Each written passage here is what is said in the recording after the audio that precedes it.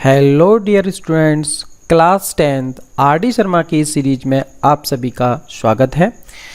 इसमें हम पार्ट 8 करा चुके हैं। फर्स्ट चैप्टर है रियल नंबर्स और आज हम पार्ट 9 पढ़ाएंगे जिसमें हम फंडामेंटल थ्योरम ऑफ अर्थमेटिक के बारे में आपको बताने वाले हैं और उसके कुछ इंपॉर्टेंट एग्जांपल्स भी कराएंगे और क्वेश्चंस भी सारे कराएंगे। एक्सरसाइज 1.3 भी इसमें कंप्लीट कराएंगे। देखिए बच्चों, मैं एग्जाम्पल आपको वो सारे एग्जाम्पल ज़रूर कराता हूँ जो आपको करने में आपको दिक्कत हो। इजी एग्जाम्पल जो एक दो होते हैं उनको ही मैं स्किप करता हूँ, बाकी सारे एग्जाम्पल कवर करता हूँ। और मैं आपसे रिक्वेस्ट भी करूँगा कि एग्जाम्पल आर.डी. शर्मा के बहुत इम्पोर्टेंट होते हैं। बोर्ड के जो एग्ज़ाम होता है उसमें उसके लिए तो बहुत ही इम्पोर्टेंट है एग्जाम्पल, और आपको एक्सरसाइज भी करनी चाहिए और एग्जाम्पल्स भी। तो चलिए स्टार्ट करते हैं हम आज का पार्ट। और देखिए, सभी से रिक्वेस्ट है कि चैनल को ज़्यादा से ज़्यादा लोगों के साथ शेयर करें, वीडियो को ज़्यादा से ज़्यादा लोगों के साथ शेयर करें। ठीक है, चलिए स्टार्ट करते हैं हम आज का पार्ट। आज है हमारी थ्योरम। देखिए हम स्टार्ट करेंगे थ्योरम। फर्स्ट थ्योरम है हमारी फंडामेंटल थ्योरम ऑफ अर्थमेटिक।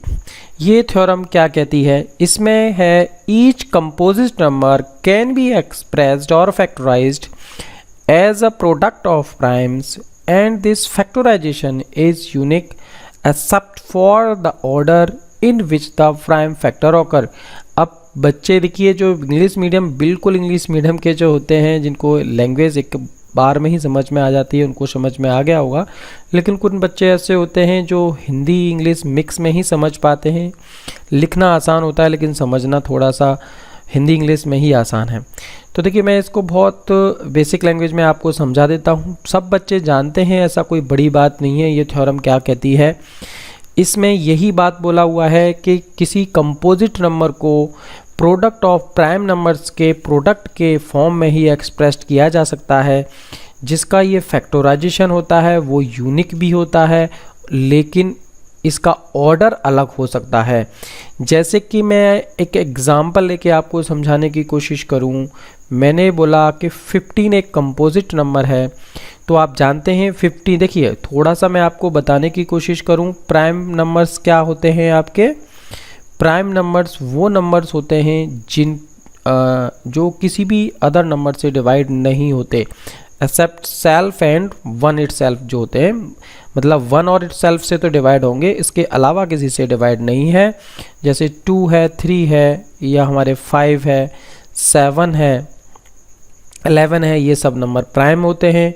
और जो कंपोजिट नंबर होता है हमारा, कंपोजिट नंबर में वो सारे नंबर आते हैं जो प्राइम नहीं होते। जैसे कि 4 होगा, 6 भी होगा आपका इसमें, और इसमें 8 भी आएगा, 9 भी आएगा, 10 भी आएगा। तो ये सब कंपोजिट नंबर हैं। तो 15 एक कंपोजिट नंबर है। अगर मैं इसको एक्सप्रेस करूं एज अ फैक्टराइज तो ये 3 इंटू 5 लिख सकता हूं, या इसको मैं 5 इंटू 3 भी लिख सकता हूँ। तो इसमें यही कहा गया है इस थ्योरम में कि किसी भी कंपोजिट नंबर को एक्सप्रेस्ड या फैक्टराइज उसके प्रोडक्ट ऑफ प्राइम नंबर के प्रोडक्ट में ही कर सकते हैं। यहाँ पे आप जानते हैं कि 3 और 5 दोनों ही प्राइम नंबर हैं। तो अगर किसी कंपोजिट नंबर को हम प्राइम फैक्टर के प्रोडक्ट में अगर फैक्टराइज करते हैं तो ये फैक्टराइजेशन यूनिक होता है, मतलब सिंगल सॉल्यूशन है ये। इसके कोई और आप चाहो तो 15 के कोई और आपके इसके फैक्टर्स नहीं कर सकते। हाँ, ऐसा आप कर सकते हैं, ये लिखा हुआ है सच for the order in which the prime factor occur. ये ऑर्डर जो प्राइम फैक्टर है ये डिफर कर सकता है कि इसको हम 3 इंटू 5 लिखें या 5 इंटू 3 लिख दें, उसमें ऐसा पॉसिबल है। अगर मैं और आपको देने की कोशिश करूं कि जैसे कि मैं 30 के अगर फैक्टर करता हूं तो 2 इंटू 3 इंटू 5 होते हैं। तो ये एक यूनिक सॉल्यूशन है फैक्टराइजेशन का। इसका ऑर्डर चाहे कुछ भी हो सकता है। मैं ऑर्डर इसका इंक्रीजिंग ऑर्डर में लिख दूं या डिक्रीजिंग ऑर्डर में लिख दूं। ठीक है, तो फंडामेंटल थ्योरम ऑफ अर्थमेटिक आप सबकी समझ में आ चुकी होगी। ठीक है, इसका बेसिक कंसेप्ट क्या है? वो यही है कि किसी भी कंपोजिट नंबर को उसके प्रोडक्ट ऑफ प्राइम फैक्टर में ही एक्सप्रेस किया जा सकता है और ये फैक्टराइजेशन यूनिक होता है। और इसका जो प्राइम फैक्टर का जो फैक्टराइजेशन है उसका ऑर्डर जो है वो डिफ़र कर सकता है। तो ये हुई हमारी थ्योरम ऑफ फंडामेंटल, ठीक है, फंडामेंटल थ्योरम ऑफ अर्थमेटिक। तो फर्स्ट थ्योरम थी, इजी थी, समझ में आ गई होगी, इसको अलग से कुछ प्रूफ नहीं करना है, सिर्फ समझ में आनी चाहिए, ये आपको समझ में आ गई होगी। थ्योरम 2 की अगर हम बात करें, देखिए इसमें क्या कह रहा है, इसमें कहता है कि let p be a prime number and a be a positive integer, if p divides a square then p divides a। समझ में आया होगा क्वेश्चन कि p एक प्राइम नंबर है, यदि a एक पॉजिटिव इंटीजर है, तो अगर p a स्क्वायर को डिवाइड करेगा तो p जो है वो a को भी डिवाइड कर देगा। तो देखिए यहाँ पे ये लिखा हुआ है कि a be a positive integer, पहले मैं समझाऊंगा थ्योरम फिर बाद में प्रूफ करवाऊंगा कि a be a positive integer, ठीक है। तो पॉजिटिव इंटीजर की अगर हम बात करें, जैसे कि अगर मैंने a को एक ऐसा पॉजिटिव इंटीजर लिया, सपोज दैट मैंने इसको 15 ले लिया, a इज इक्वल टू 15, ठीक है। तो इसके जो प्राइम फैक्टर होंगे वो क्या होंगे, वो प्राइम फैक्टर होंगे 3 इंटू 5। अगर मैं यहाँ पे इसको a स्क्वायर करता हूँ तो ये 3 इंटू 5 के स्क्वायर हो जाएंगे। इसको मैं ऐसे भी लिख सकता हूँ कि a square is equal to 3 square into 5 square. तो अब ये a यहीं पे हमको समझना है कि p be a prime factor, p be a prime number है कोई और a पॉजिटिव इंटीजर है, तो और अगर p divides a square, p divides a square, अगर मैं एक ऐसा प्राइम नंबर लूँ जो मेरे a स्क्वायर को डिवाइड कर दे, तो इसमें से प्राइम लेने के लिए या तो मैं p को 3 ले लूँ तो 3 भी a स्क्वायर को डिवाइड करेगा, या मैं p को 5 ले लूँ तो 5 भी मेरा a स्क्वायर को डिवाइड करेगा।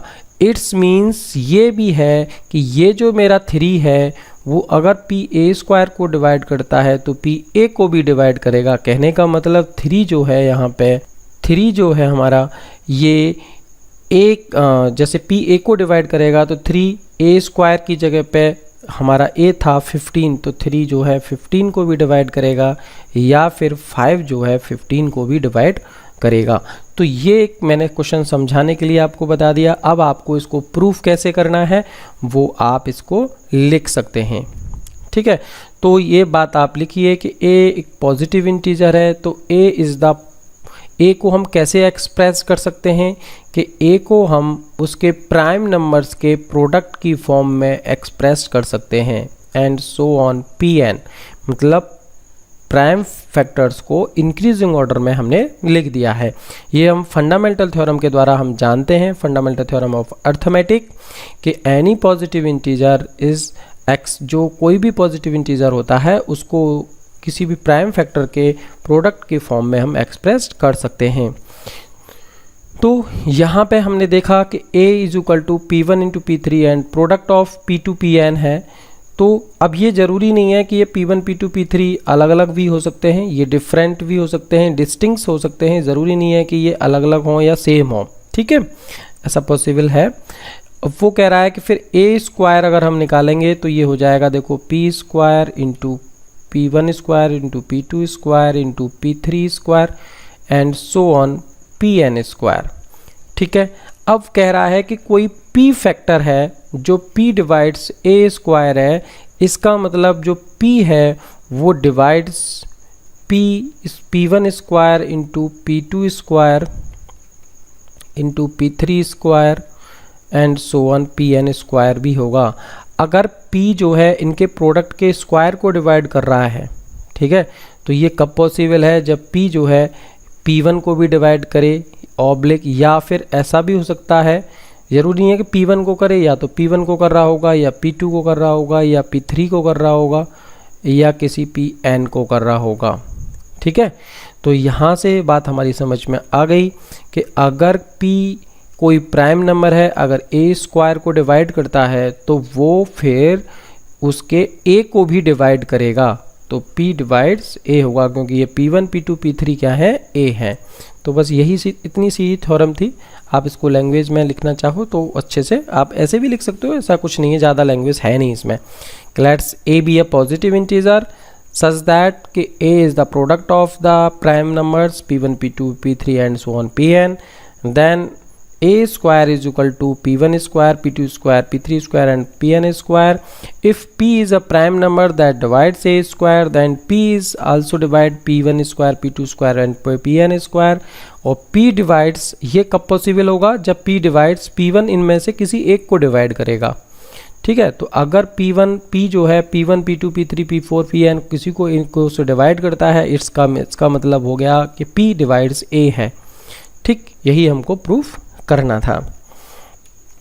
अब देखिए एग्जाम्पल मैंने थर्ड तक छोड़ दिए हैं, वो इसलिए छोड़े हैं क्योंकि वो बिल्कुल बेसिक से क्वेश्चन है, फैक्टराइजेशन है, बस सिर्फ जो हमारी थ्योरम है उसका फैक्टराइजेशन में लिखना है नंबर्स को। तो इसमें जो क्वेश्चन हमारे दे रखे हैं एक्सरसाइज 1.3 के, तो उसमें स्टार्टिंग के क्वेश्चन भी वही हैं जो एग्जाम्पल 1 2 3 हैं, इस वजह से मैंने छोड़ दिए हैं।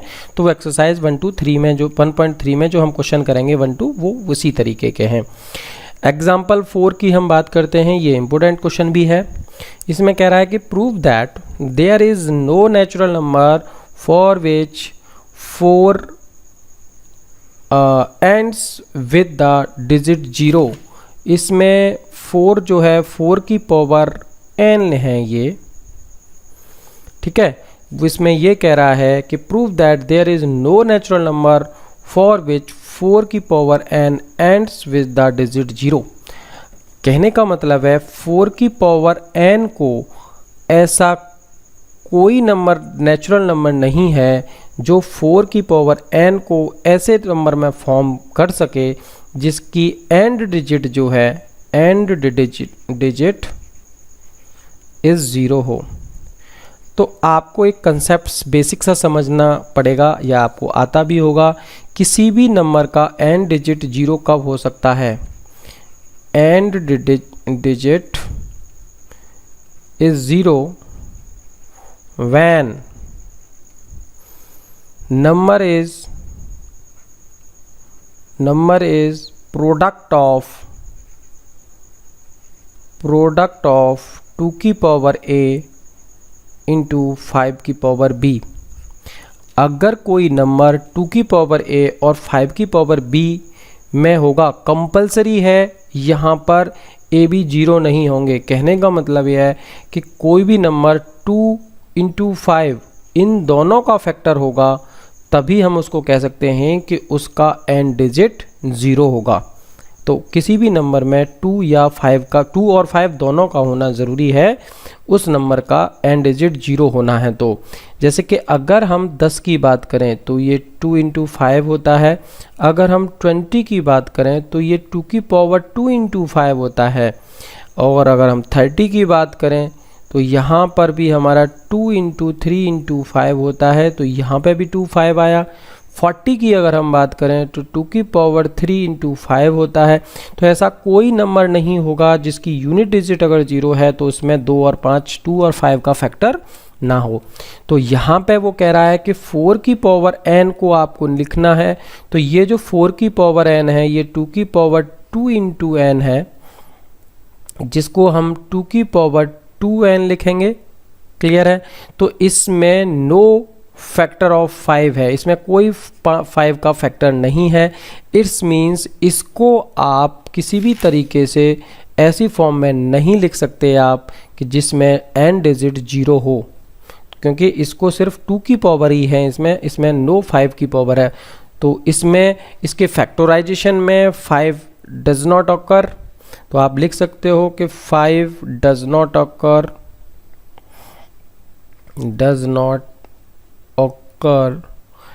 in the prime factorization,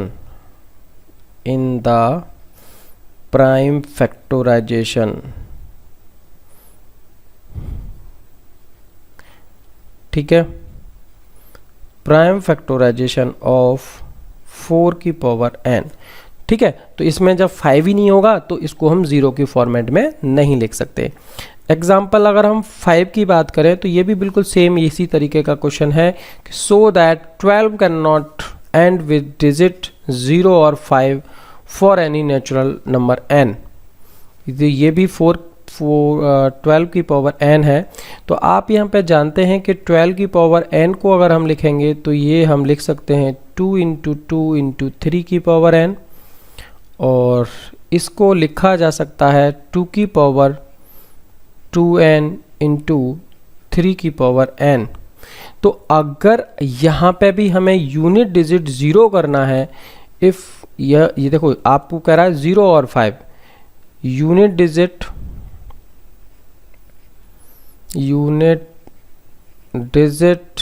0, तो this is the factor of 2 की पावर a इंटू 5 की पावर b में होना चाहिए। तो ये पॉसिबल नहीं है क्योंकि यहाँ पे 5 नहीं है, ठीक है। और यूनिट डिजिट अगर आपको 5 करनी है तो उसके लिए तो कंपलसरी है कि 5 हो, 5 की पावर कोई ना कोई कुछ भी हो, और वो है ही नहीं। तो यहाँ पे भी हम लिख सकते हैं कि इसमें प्राइम फैक्टराइजेशन में इसमें 5 नहीं है, इस वजह से इसको हम इस फॉर्मेट में नहीं लिख सकते। क्वेश्चन एग्जाम्पल नंबर 6 की हम बात करते हैं, इसको समझते हैं। अब इसमें कह रहा है कि so that there are infinitely many positive prime numbers. अब इसने बोला है कि infinitely many positive prime numbers होते हैं, प्राइम नंबर्स जो होते हैं वो इन्फाइनेटली होते हैं। तो जैसे कि मैं एक एग्जाम्पल लेने की कोशिश करूं, मैंने बोला है कि a इज इक्वल टू 2 एक प्राइम नंबर है, ठीक है। अब मैंने क्या किया है कि b इसके 2 में अगर मैंने 1 को ऐड कर दिया तो ये भी एक अलग प्राइम नंबर है। मैंने एक c निकाला तो ये जो मेरा आगे लिखा हुआ है 2 इंटू 3 प्लस 1 कर दिया तो ये मेरा कितना होगा 7 होगा, ये भी एक प्राइम नंबर है। d मैंने निकाला 2 इंटू 3 इंटू 5 प्लस 1 कर दिया तो ये मेरा निकलेगा 31, ये भी एक प्राइम नंबर है। और मैंने और आगे कैलकुलेट किया 2 इंटू 3 इंटू 5 इंटू 7, ठीक है, तो ये मेरा होगा प्लस 1 इक्वल टू 211, ये भी एक प्राइम नंबर है। तो हम यहाँ पे एक फॉर्मेटिंग देख रहे हैं कि if the product of prime number, this is the product of prime numbers, या इंक्रीजिंग ऑर्डर है, इंक्रीजिंग ऑर्डर में है, the product of prime number of increasing order and plus 1 is gives another prime number, ठीक।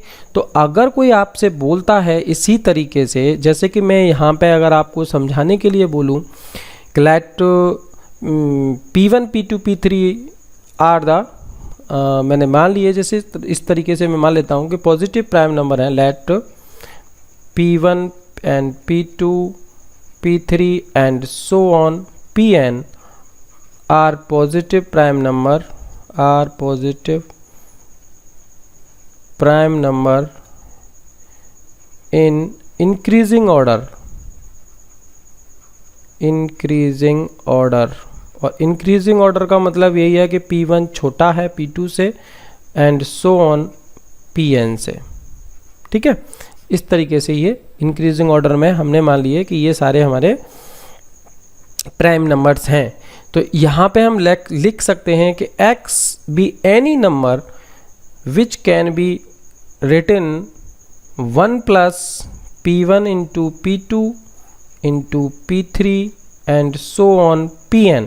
तो इसको आपने अभी हमने ये समझाया कि अगर किन्हीं प्राइम नंबर के प्रोडक्ट को इंक्रीजिंग ऑर्डर में लिख लें और उसमें प्लस 1 कर दें तो there are no common number, यहाँ पर कोई कॉमन नंबर नहीं होता है, इसीलिए ये एक x जो है क्या होगा, प्राइम नंबर होगा, x प्राइम, x क्या होगा, प्राइम नंबर होगा। या फिर हम ये भी कह सकते हैं और divisible by, divisible by another number of P1 P2 and P3 and Pn। कहने का मतलब है कि x कोई या तो एक प्राइम नंबर होगा या डिविजिबल बाई होगा P1 P2 P3 Pn के अलावा। तो यहाँ पे जो P1 P2 P3 थे वो फाइनाइट नहीं है, इसका मतलब ये सिंपल सी बात हो गई कि P1 P2 P3 जो है वो एक फाइनाइट नहीं है, वो इनफाइनाइट है।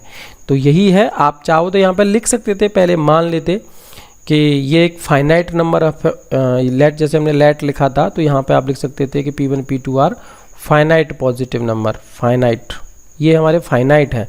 लेकिन यहाँ पे जब हमने निकाला तो ये जो है फाइनाइट नहीं है, इसके बाद आते रहेंगे। और नहीं समझ में आया तो एक बार और समझ लीजिए, इस क्वेश्चन में सिर्फ इतना कह रहा है कि so that there are infinitely many positive primes, मतलब पॉजिटिव प्राइम्स जो होते हैं वो मैनी पॉजिटिव प्राइम्स होते हैं। कहने का मतलब अगर किसी नंबर्स को हम increasing order of prime number के प्रोडक्ट में लिखें फिर +1 कर दें तो वो एक नया प्राइम नंबर बनता है। तो जैसे हम मान के चलें कि let P1 P2 P3 and Pn are finite positive numbers in increasing order, then x is equal to 1 plus the product of P1 P2 P3 and Pn, तो then x is a prime or divisible by another number of P1 P2 P3, इनके अलावा किसी और number से divide होगा या फिर prime है। इसका मतलब P1 P2 P3 जो हैं वो फाइनाइट नहीं है, ठीक है, तो वो इनफाइनाइट है। आगे की अगर हम बात करते हैं, यहाँ पे देखिए example number 7, prove that every positive integer differ from 1 can be expressed as the product of non-negative power of 2 and odd number। ये भी सब बेसिक से क्वेश्चन है। किसी भी पॉजिटिव इंटीजर को 2 के पावर में, 2 की पावर या ओड नंबर की पावर की फॉर्मेट में ही लिखा जा सकता है। तो ये बिल्कुल सही बात है। अगर मैं किसी नंबर 12 को ले लेता हूँ तो ये 2 की पावर 2 इंटू 3 है, तो ये या तो ये 2 की पावर है या किसी ओड नंबर की फॉर्मेट में लिखा हुआ है। अगर मैंने 15 लिखा यहाँ पे तो आपने बोला कि ये 3 इंटू 5 है। अब इसमें तो आपने कहा इसमें तो 2 की पावर नहीं है। क्यों नहीं है भाई 2 की पावर? इसमें हम 2 की पावर 0 भी तो लिख सकते हैं। तो हमने लिखा कि इस नंबर को भी प्रोडक्ट ऑफ किस में लिखा जा सकता है, ओड नंबर और 2 की पावर की फॉर्मेट में। लेकिन 2 की जो पावर है वो नेगेटिव नहीं होनी चाहिए। 0 के लिए नहीं बोला है उन्होंने बोला है कि express as the product of non negative power of 2। 0 तो हो सकती है ना। तो इसी चीज़ को हम एज अ थ्योरम प्रूफ कर सकते हैं। कैसे प्रूफ करेंगे? Let n is equal to, जैसे हमने मान लिया कि हम कोई नंबर है हमारा n, उसको हम P1 की पावर A1, P2 की पावर A2, P3 की power A3 and so on Pn की पावर An की फॉर्मेट में हम लिख दिया। तो हमको यही तो प्रूफ करना है यहाँ पे कि ये जो प्रोडक्ट लिखा हुआ है ये 2 की पावर और किसी ओड नंबर की पावर में लिखा हुआ है। तो हम यहाँ पे 2 केस लेके चलेंगे। केस 1, हमने यहाँ पे माना कि जो हमारा P1 है वो P1 इज इक्वल टू 2 है। तो n इज इक्वल टू क्या हो जाएगा, 2 की पावर A1 और P2 की पावर A2 इंटू P3 की power A3 and so on Pn की पावर An। तो आप इस बात को समझ पा रहे होंगे कि अगर किसी भी नंबर में से 2 को रिमूव कर दिया जाए, 2 की पावर को अलग कर दिया जाता है किसी प्रोडक्ट में से, तो फिर वो नंबर कैसे रह जाते हैं, ओड नंबर। तो ये तो 2 की पावर हो गई, ठीक है, 2 की पावर A1, और ये जो नंबर हो गए ये ओड नंबर का प्रोडक्ट है, प्रोडक्ट ऑफ ओड नंबर। ये क्या है, ओड नंबर प्रोडक्ट, ठीक है। और केस 2 की अगर हम बात करें, यहाँ पे केस 2 ले लेते हैं हम, तो वहाँ पे भी कोई दिक्कत नहीं है कि हमने वहाँ केस 2 में मान लिया कि यहाँ पे ये जो P1 की पावर A1, P2 की पावर A2, P3 की power A3 and so on, ये प्रोडक्ट में लिखे हुए हैं सारे, ये सारे आर ओड नंबर प्रोडक्ट हैं, ओड नंबर का प्रोडक्ट है ये सारा का सारा। तो इसको अभी हम लिख सकते हैं 2 की पावर 0 इंटू P1 की पावर A1 इंटू P2 की power A2 and so on Pn की पावर An। तो इसको भी हमने लिख दिया 2 की पावर और ओड नंबर के प्रोडक्ट के फॉर्मेट में। तो यही तो था एग्जाम्पल नंबर 7। एग्जाम्पल नंबर 7 में सिर्फ इतना लिखा हुआ है कि किसी भी नंबर को सिर्फ 2 ही फॉर्मेट में लिखा जा सकता है, या तो वो उसमें 2 की पावर होगी कुछ और बाकी नंबर्स जो हैं वो ओड नंबर होंगे, प्रोडक्ट में। तो 2 की पावर अगर उसमें है नहीं तो इसका मतलब है उसको 2 की पावर हम 0 की फॉर्मेट में लिख पाएंगे। क्लियर है? इतनी बात आपकी समझ में बच्चों आ गई होगी। कोई प्रॉब्लम है तो देखो वीडियो पे कमेंट कर सकते हैं। अब एग्जाम्पल नंबर हम 8 की बात करते हैं। यहाँ पे क्या कह रहा है, prove that a positive number n is a prime number. कोई n एक प्राइम नंबर है if no prime p less than और इक्वल टू n। नहीं, ये यहाँ पे थोड़ा सा गलत है, ये रूट n होगा, यहाँ पे ये रूट n लिखा होगा इस जगह पे कि p लेस देन और equal to root n divides n। ये एक्चुअल में थ्योरम है क्या? इस थ्योरम को आप सब बच्चे जानते हैं लेकिन कुछ बच्चों को कन्फ्यूजन है। आपको ये बात एक ध्यान होगी कि अगर हमसे बोला जाए कि भाई ऐसा करिए कि आप बताइए कि 37 को आपको प्रूव करना है कि इज अ प्राइम और नॉट, इज अ प्राइम और नॉट, आपको ये प्रूव करना है कि 37 जो है वो एक प्राइम नंबर है या नहीं है। तो आप कैसे प्रूव करते हो?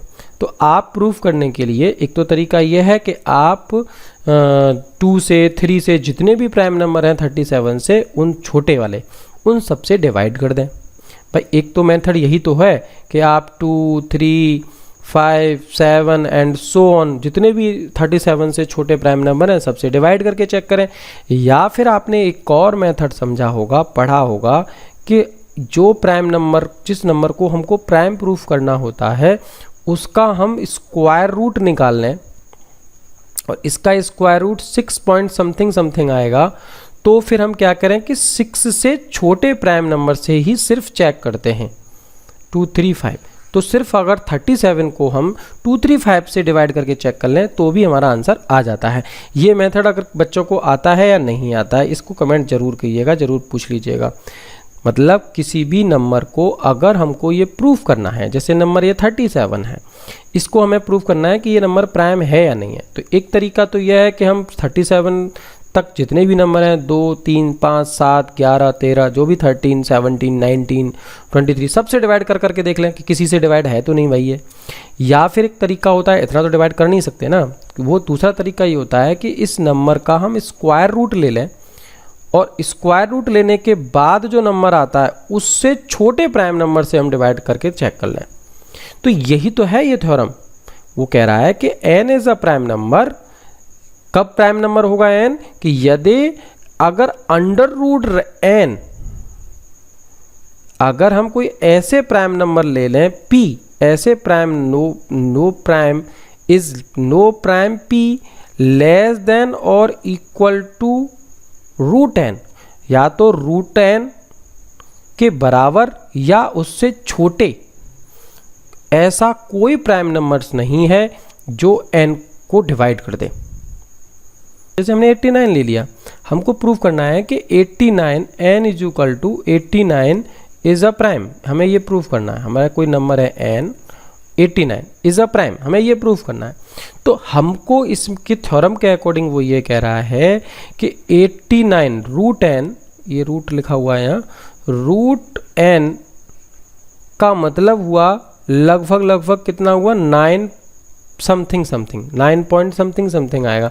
तो रूट n के इक्वल या रूट n से छोटा, लेस देन कोई भी प्राइम नंबर, रूट n से छोटे प्राइम नंबर कौन से होते हैं? 2, 3, 5, 7। ये कोई भी ऐसा प्राइम नंबर नहीं है जो n को मतलब 89 को डिवाइड करता हो। तो हम कह सकते हैं कि रूट जो n है वो एक प्राइम नंबर है। ठीक है, तो यही हमारी थ्योरम है। तो यहाँ पे हम इसको मान के कैसे चलेंगे? हम ये मान के चलेंगे कि जो n नंबर है वो एक नॉट अ प्राइम इंटीजर है। यहाँ पे तो कह रहा है कि n इज अ प्राइम, तो हम मान के चलेंगे let n is not a prime, not a prime.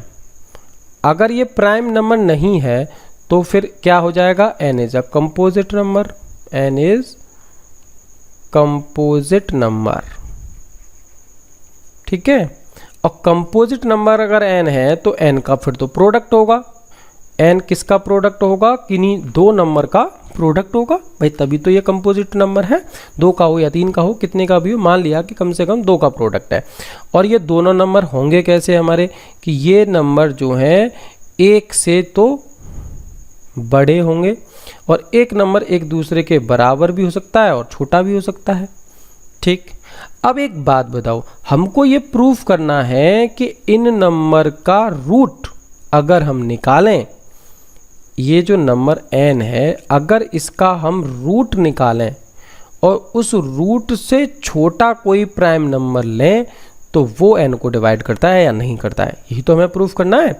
तो हम इसका क्या करेंगे, रूट की अगर हम बात करें तो हमने यहाँ पे a को ऐसे लिख लिया कि a इज लेस देन और इक्वल टू रूट n और b इज ग्रेटर देन और इक्वल टू रूट n। अब ये क्यों लिख लिया हमने, एक बात समझो कि n को हम क्या लिख सकते हैं, n इज इक्वल टू हम root n into root n लिख सकते हैं, और हमने लिखा हुआ है ए बी, तो या तो a की वैल्यू रूट n होगी और b की वैल्यू भी रूट n होगी। तो यहाँ पे भी देखो इक्वल का निशान लग रहा है, a is equal to root n और b is equal to root n, या फिर a की वैल्यू रूट n से छोटी है तो b की वैल्यू रूट n से बड़ी होगी।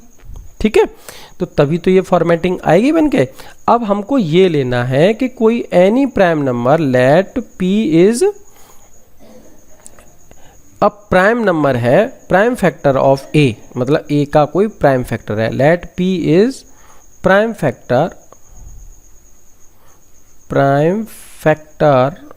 Of a।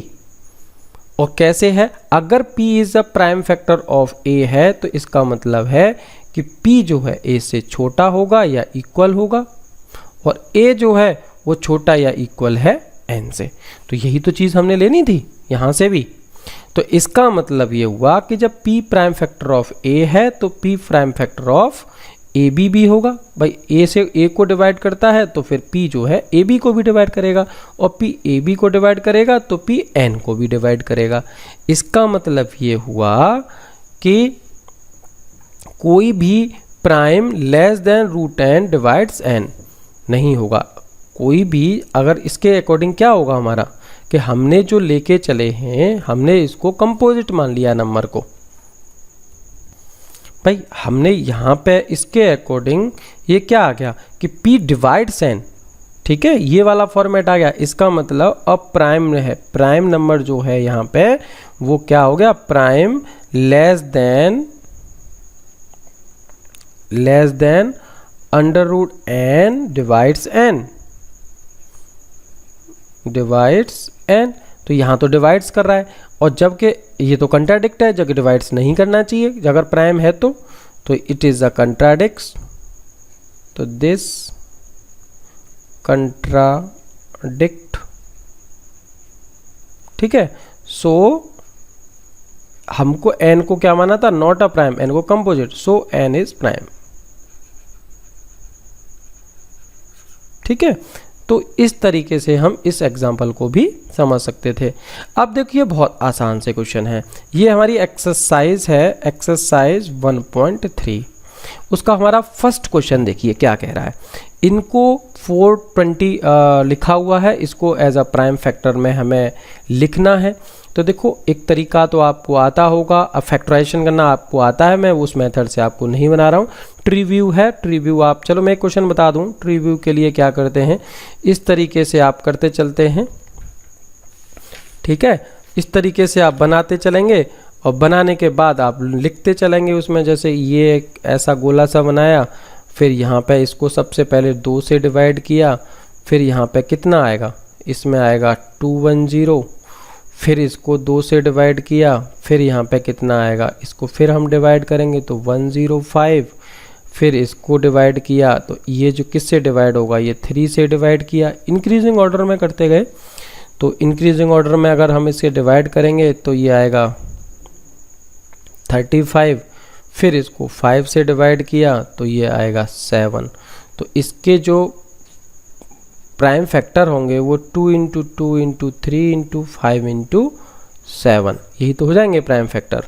ठीक है, तो यहाँ पे हम लिख सकते हैं इसको 7 7 5 35, 35 3 105 और 2 10 420। ठीक है। तो इस तरीके से हम एक्सप्रेस कर सकते हैं। ये ट्रिव्यू में कुछ नहीं बना रहा हूँ, आपको सिर्फ एक लिखने का तरीके वाली बात बताई जा रही है। तो देखिए कभी भी आपको ये तो आप बाद में लिख सकते हो कि कौन बड़ा कौन छोटा इंक्रीजिंग ऑर्डर। अगर आपको कभी भी फैक्टर करने हो तो आप सीधे सीधे करने की कोशिश किया करो। जैसे इसमें कुछ भी नहीं दिख रहा है, लास्ट में 5 दिख रहा है तो 5 तो इसमें होगा ही, ठीक है। अब 5 से मैं इसको डिवाइड करूँगा तो 5 1, यहाँ 4 4 8 और 9 आएगा। अब 189 किस में आता है ये आपको पता होना चाहिए, ठीक है। इसमें 189 है तो यहाँ पे इसको भी आप सॉल्व कर सकते हो और ये आपको पता होना चाहिए कि कैसे आपको सॉल्व करना होगा, ठीक है। क्योंकि इसमें आपको डिविजिबिलिटी के रूल भी आने चाहिए भाई। 9 और एक ये 9 तो है, 8 और 1 9 हो रहा है, 9 9 तो 3 से डिवाइड होगा, ये 9 से भी डिवाइड होगा। अगर मैं यहाँ पे 9 से ही इसको डिवाइड लिख दूँ तो ये 9 दूनी 18 21 रह जाएगा, ठीक है। मैं 5 इंटू 9 इंटू फिर 3 इंटू 7 कर दूंगा। अब मैं इसको इंक्रीजिंग ऑर्डर में लिख लेता हूँ। यहाँ से 3, एक ये और 3, एक को ये और 3, फिर एक 5, फिर इंटू 7, तो 3 की पावर 3 इंटू 5 की पावर 1 इंटू 7 की पावर 1। तो ये ऐसा कोई ज़रूरी नहीं होता है कि आप छोटे छोटे का डिवाइड करें। जिसका डिवाइडेशन आपको दिख रहा है उससे आप कर सकते हैं। जैसे मैं एक और आपको क्वेश्चन कराऊं, बाद में लिख सकते हैं फैक्टराइजेशन के लिए। अगर ट्रिव्यू से पूछा है तो फिर आप ऐसे ही करिए। जैसे कि आपको इसका करना है फैक्टराइजेशन, तो अब इसमें हमको दिख रहा है कि लास्ट में 25 है, तो इसका मतलब है इसमें सिर्फ 5 नहीं होगा, इसमें 25 भी होगा। तो हमने 25 से ही डिवाइड कर दिया, ठीक है। तो 25 से अगर हमने डिवाइड किया तो 25 टू ये हो गया 50, ठीक। यहाँ से क्या आ जाएगा ये 50 और फिर 2 9 और ये 3। तो अब इसके यही फैक्टर है, इसके तो फैक्टर होंगे नहीं, तो ये हो गया 5 इंटू 5 इंटू 293। तो इस तरीके से आप फैक्टर कर सकते हैं, ठीक है। तो क्वेश्चन नंबर 2 भी सेम इसी तरीके का ही है। इसमें भी आपको ये सिर्फ फैक्टराइजेशन ही करना है। तो फैक्टराइजेशन आप जैसे कर सकते हैं, आपको बहुत अच्छे से आता है, आप करके देख लीजिएगा। कोई डाउट है तो आप मुझे पूछ सकते हैं। मैं चाहो तो इनके आंसर लिख देता हूँ और किसी बच्चे के पास नहीं हो तो इसका आंसर है 2 इंटू 5 इंटू 11 की पावर 2 इंटू 17, और ये जो सेकंड वाला है इसका आंसर है 2 की पावर 2 इंटू 3 की पावर 2 इंटू 5 की पावर 3 इंटू 13। उनके पास बुक नहीं हो किसी बच्चे के पास, उनके लिए मैंने आंसर लिख दिए हैं, बाकी तो बुक होगी तो बच्चे देख लेंगे, ठीक है। बाकी आप फैक्टराइजेशन करना तो बहुत आसान ही है, एक तरह से टेबल पढ़ने और कुछ नहीं है। चलिए क्वेश्चन नंबर 13 की हम बात करते हैं। यहाँ पे 3 की बात करते हैं। Explain this is and this is are composite number. ये सब बात कर रहा है कि ये कंपोजिट नंबर है।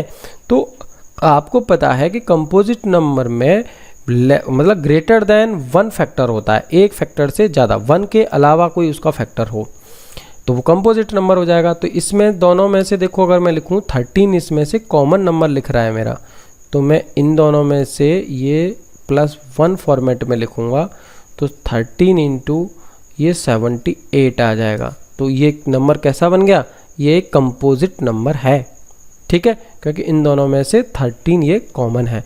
इसी तरीके से मैं इस नंबर को भी लिखूंगा तो देखो कुछ भी ना करूं तो इसमें से मेरा 5 तो कॉमन है ही, बाकी कॉमन है या नहीं है तो वो तो एक अलग बात है, ठीक है। ये इस तरीके से मैं इसको लिख सकता हूं और यहाँ 1 आ जाएगा। तो ये तो मेरा एक फैक्टर बन ही गया, एक फैक्टर मेरा ये है, तो कंपोजिट नंबर तो हो ही गया, बाकी इसको सॉल्व करने की कोई ज़रूरत नहीं है, ठीक है। कंपोजिट नंबर का मतलब ही होता है भाई ग्रेटर देन 1 फैक्टर हो, बस, और क्या है। यहाँ पे क्या कह रहा है, 6 की power n can and with the digit 0 और एनी नेचुरल नंबर n, ठीक है, for any natural number n। क्या इसकी n डिजिट 0 होगी? भाई n डिजिट 0 के लिए 5 और 2 होना ज़रूरी है, और ये 6 की जो पावर n है वो 2 इंटू 3 की पावर n है, ये 2 की पावर n इंटू 3 की पावर n है। There are no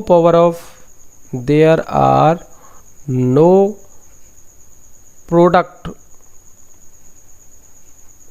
of 5, so this is not possible, this is not possible, क्योंकि यूनिट डिजिट 0 करने के लिए 5 का होना बहुत ज़रूरी है और इसमें है ही नहीं, तो ये पॉसिबल नहीं है।